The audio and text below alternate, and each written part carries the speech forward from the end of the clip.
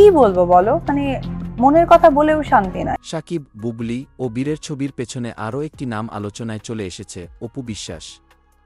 অনেকে প্রশ্ন তুলছেন, সাকিব বুবলির এমন প্রকাশ্যে ঘোরাঘুরির ছবি দেখেও কেন নিশ্চুপ অপু। যদিও সাকিব খান আগেই জানিয়ে দিয়েছিলেন তিনি বীরকে নিয়ে কিছুটা সময় কাটাবেন বিদেশে, সঙ্গে থাকবেন বুবলিও। কিন্তু চোখের সামনে দেখা আর শোনার মধ্যে তো অনেক তফাত। একসময় সাকিব খানের জীবনে ছিলেন অপু বিশ্বাস। তাদের ছেলেও আছে। সে হিসেবে অপু এখন একজন প্রাক্তন, তবে মানসিকভাবে সম্পর্কটা আজও জিয়ে রেখেছেন বলেই অনেকের ধারণা। তাই প্রাক্তন ভালোবাসার মানুষকে অন্য নারীর সঙ্গে হাসিমুখে দেখে যে যন্ত্রণার ঝড় বইতে পারে, তা সহজেই অনুমেয়। তবে অনেকেই মনে করছেন অপু বিশ্বাস ইচ্ছে করেই চুপ থেকে সবকিছু সহ্য করছেন। কারণ সাকিবের বিরুদ্ধে কোনো মন্তব্য করলে তা হয়তো তাদের সন্তানের ভবিষ্যতের উপর নেতিবাচক প্রভাব ফেলতে পারে।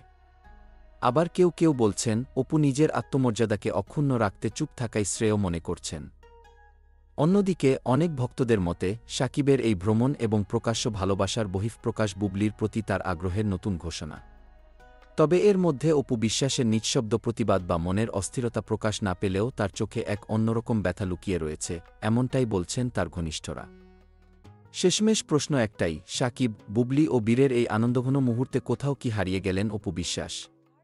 নাকি এই নীরবতার মধ্যেই লুকিয়ে আছে তার সবচেয়ে বড় প্রতিক্রিয়া?